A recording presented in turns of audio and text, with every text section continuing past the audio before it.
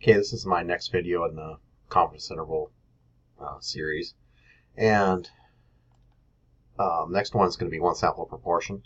I think this is the most practical of the procedures.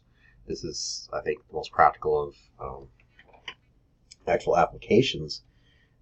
So picture taking a sample and you want to figure out what proportion, or change it to a percentage, what percent of the population is defective or has this error or has this leaning or is made up of this certain thing.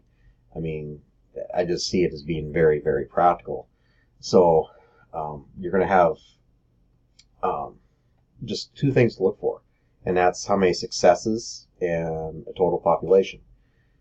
So, or excuse me, out of a total sample. So I'm going to take a sample size 500 in this first one, and 312 people believe in ghosts. Now, I'm going to consider that a success. Don't be literal with the word success. It could be 312, deaths or whatever. It doesn't have to be a good thing. It could be something good like 312 kittens, but just don't be literal with the word success. So the sample proportion is 312 divided by 500. And this is closely related to the binomial. If you read the book, they're going to connect the dots for you in that regard. And if I look at that sample proportion, it's 0.624. That's a point estimate of the population proportion. Just like a sample mean is a point estimate of the population mean. Find a 95% confidence interval of the true population proportion. Okay, and again, the book's going to show you if you want to do it by hand. I'm going to do it with StatCrunch. And stat. Okay, so we've done a Z, we've done a T, we're now going to do proportion. And it's one sample. Summary.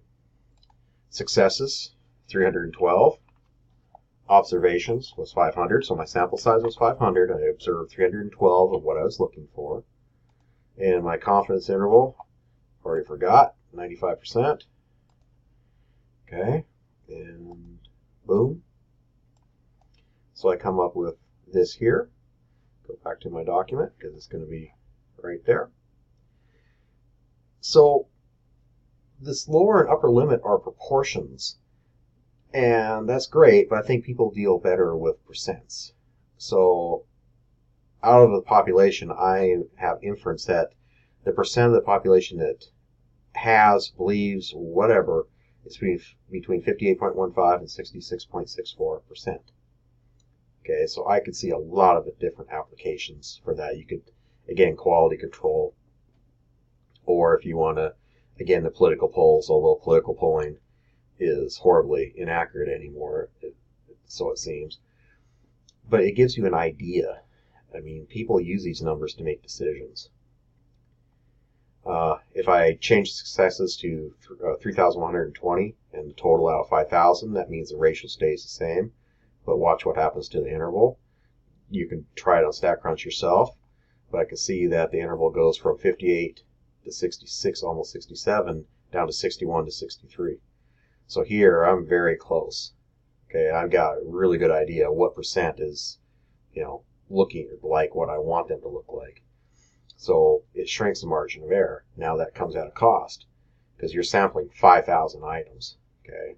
If I'm doing destructive testing, that's not practical.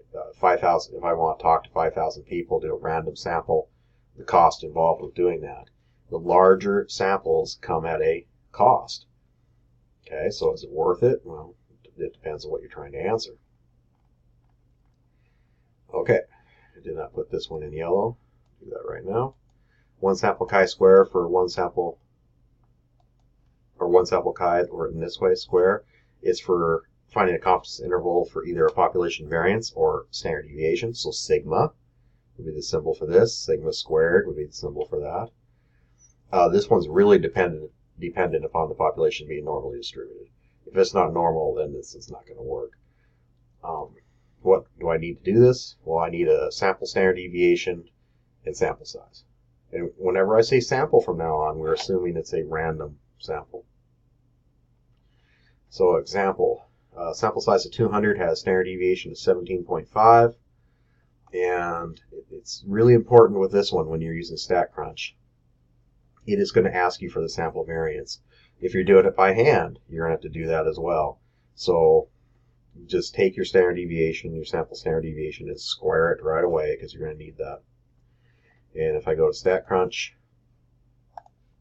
stat, okay, keywords, z, t, proportion. This is talking about variance. So a chi-square is going to always be under one. Well, a chi-square for variance is going to be under right there, variance stats.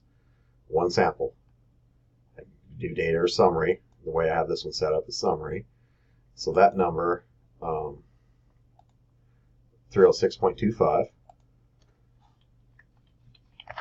And what I'm doing, if I'm going through the homework, I have two windows open at once with this. I just keep the StatCrunch open and put the numbers in, unless they give it to me in data. Okay, and then bound back to see what confidence level I want, 90% for whatever reason. And compute. Okay, and these should be the same numbers I have on my sheet, and they appear to be. I have them in yellow, so that must be important.